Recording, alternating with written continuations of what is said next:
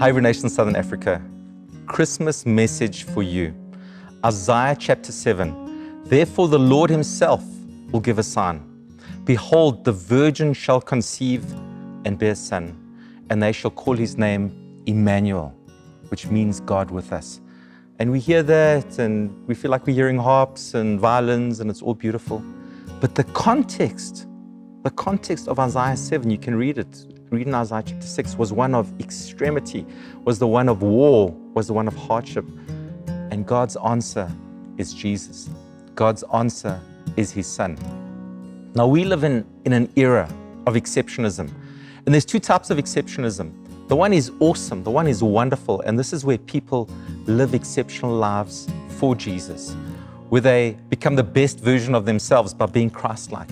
That's amazing. But there's another part of exceptionism, and that is where we look at our circumstances and we feel like Jesus can't be in the midst of them. We feel like this is too big. We feel like we are facing things that our forebearers never faced. And so I want to give you just a quick arc of history. 100 years ago, in South Africa, we had the Spanish flu. The South African population was about 10 million at that stage, and 500,000 people died, 5%, 8 times worse in terms of mortality than COVID. And if you're a victim, and we all are to some extent, but if it's been close to home, I'm not by any means dismissing your pain and what you're going through. But what I am trying to say is our forebearers, our forefathers in the faith, they continue to press into Jesus.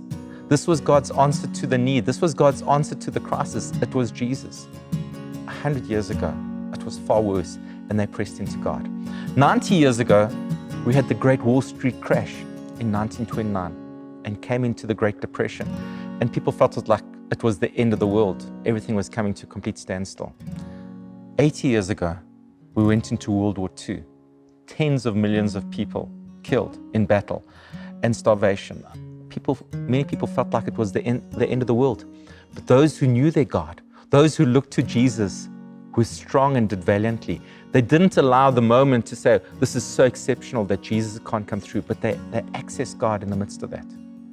10 years later, we faced the atomic era, and now people are saying the nuclear bomb, the hydrogen bomb, this is the end of the world. We're about to be nuked.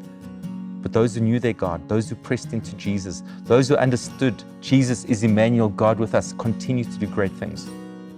10 years later, in South Africa, we went into the crime, the tragedy, the heartbreak, the devastation of hard apartheid in the 60s. And we don't have to comment on that, but just what happened to so many people and the criminality of that. Felt like the end of the world for many people. But those who knew their God were strong and did exploits. 10 years later, we went into the 70s and we faced the Arab-Israeli war and the oil crisis and a whole lot of things. And many people, prophets even, said, this is the end. This is the end of the world. And people shut down and stopped making disciples and stopped planting churches and stopped even wanting to send their children to university. It was a slowdown. And so we could continue the Ethiopian famine. We could continue to the genocide in Rwanda, the genocide in Bosnia. For every situation, every 10 years, there's been these crises where it's a moment for us not to look inwards and say, and feel like we're victims and adopt a victimhood mentality. We may truly be victims, but we don't have to have a victim mindset.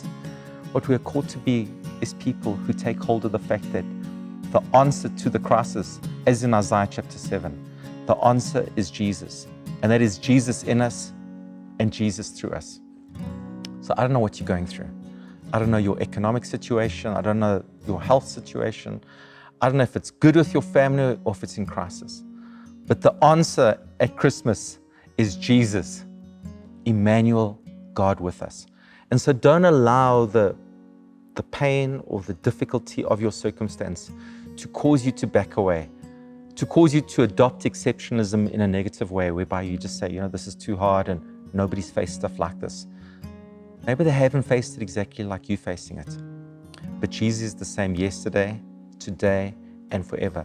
And doesn't matter what your crisis, doesn't matter what your need, he wants to come in you, dwell in you, give you peace, give you blessing, give you breakthrough. And more than that, he wants to use you in this time to be the hands, the feet, the mouth of Jesus to your family, to your church, to your nation, to the world. So, Merry Christmas means Emmanuel, God with us, Jesus in our midst, Jesus dwelling in us. So it doesn't matter what the circumstance, we can overcome in Him. God bless you.